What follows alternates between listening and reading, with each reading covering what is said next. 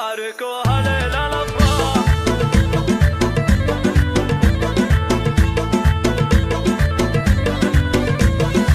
زانت أجواء الشعر وابدع وزانا، والقوى في كل ابوها خيالية، بالجمال اللي تميز على قرانا، المدايح كنها فيه مخفية، بالعروس وزينها القاف والحانة، الفريد المترفة والسنافية، نوف صور حسنها الله سبحانه، آية اللزين في الناس مرئية،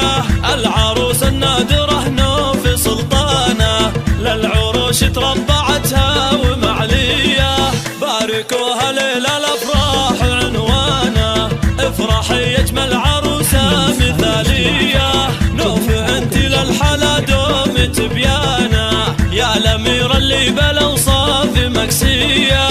أمكم عبد الله للعز برهانة، شيخة الطيب الكريمة الشقردية، فاطمة نفخر بها صيت ومكانة، الكرم والجود فيها مبادية، وابوك عبد العزيز اعتلى شانه، والنعم بالجيد اسمه وطارية،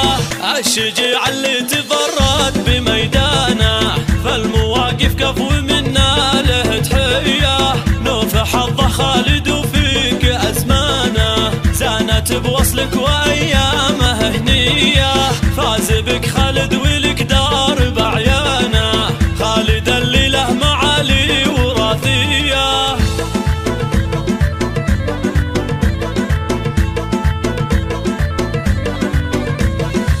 زانت أجواء الشعر وابدع وزانا، والقوى في كل ابوها خيالية، بالجمال اللي تميز على قرانا، المدايح كنها فيه مخفية، بالعروس وزينها القاف والحانة، الفريد المترفة والسنافية، نوف صور حسنها الله سبحانه، آية اللزين في الناس مرئية، العروس النادرة نوف سلطانة، للعروش تربعتها ومعلية، باركوها ليلة الأفراح عنوانا، افرحي يجمل عروسة مثالية، نوف انت للحلا دوم تبيانا، يا الأميرة اللي بالأوصاف مكسية،